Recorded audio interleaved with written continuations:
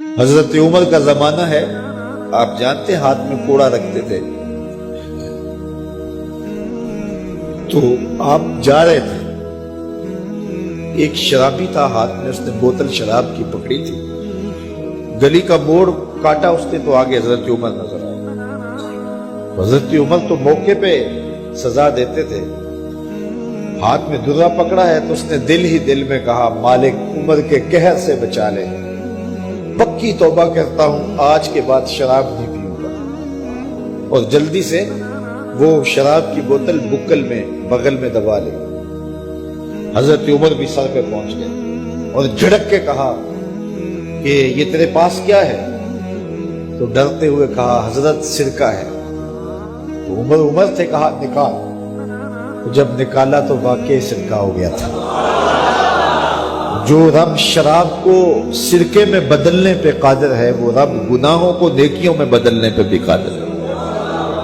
تو اس کے در پہ کوئی آئے تو صحیح، جھولی پھیلائے تو صحیح، ہم تو مائل بکرم ہیں، کوئی سائل ہی نہیں، راہ دکھلائیں کسے راہ روے منزل ہی نہیں۔ کوئی اس کی دہلیز پہ تو آئے، اس کی چوکھٹ پہ تو آئے، بلکہ اس کی رحمتیں تو بہانے ڈھونڈتی ہیں۔ بشر حافی ایک بہت بڑے شرابی تھے اور زندگی شراب کے نشے میں دھت گزرتی تھی۔ ایک دن گلی سے گزر رہے تھے، کاغذ کا ایک ٹکڑا دیکھا، اس پہ رب کا نام لکھا تھا۔ یار بندہ گناہ گار ہو بے ادب نہ ہو، گناہ گار ہو بے ادب نہ ہو۔ تو کاغذ کے ٹکڑے پہ رب کا نام لکھا تھا، اس کو اٹھایا، چوما، صاف کیا، خوشبو لگائی اور اونچی جگہ پہ رکھ دیا کہ یہ میرے رب کا نام ہے، اور شراب پینے پھر میخانے میں چلے گئے۔ وقت کے ولی کو الہام ہوا، جا ڈھونڈ بشر کو اور میرا سلام دے، اور اسے کہہ کہ تیرے رب نے تیرے سارے گناہ معاف کر دیے۔ نکلا، پوچھا بشر کون ہے؟ لوگوں نے کہا وہ تو بہت بڑا شرابی ہے۔ اللہ اکبر۔ گھر پوچھا، کہا وہ شراب خانے میں۔ شراب خانے میں پیچھے چلے گئے۔ وقت کا ولی اللہ شراب خانے کے دروازے پہ دستک دے رہا ہے۔ اندر سے آواز آئی، کون؟ نام بتایا، کہا میں بشر کو ملنا چاہتا ہوں۔ کہا وہ تو نشے میں دھت پڑا ہے۔ ساقی میخانہ نے کہا کہ وہ تو نشے میں دھت پڑا ہے، کہا اسے ملنے آیا ہوں۔ اس نے جا کے کہا کہ باہر تیرا کوئی مہمان ہے۔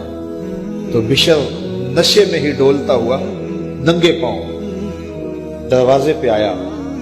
اللہ کا ولی کھڑا تھا، کہا کہ تیرے رب نے تجھے سلام بھیجا ہے، تو نے اس کے نام کی قدر کی تھی اور اس نے تیرے سارے گناہ معاف کر دیے۔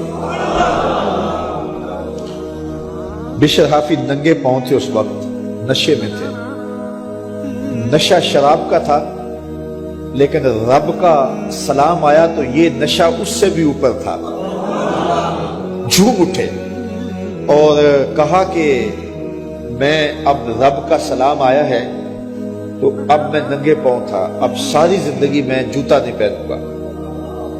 عربی میں حافی ننگے پاؤں والے کو کہتے ہیں، تو بشر حافی کو بشر حافی اس لیے کہتے ہیں کہ وہ ساری زندگی پھر برہنہ پا رہے، انہوں نے کبھی بھی جوتا نہیں پہنا تھا، زندگی بدل گئی، لیکن پاؤں میں جوتے نہیں پہنتے تھے کہ میرے رب کا سندیسہ جب میرے نام آیا تھا، میری جب تقدیر بدلی تھی، میرے رب نے جب مجھے محبت نامہ بھیجا تھا، مجھے سلام بھیجا تھا، پیغام بھیجا تھا، تو میرے پاؤں میں جوتا نہیں تھا۔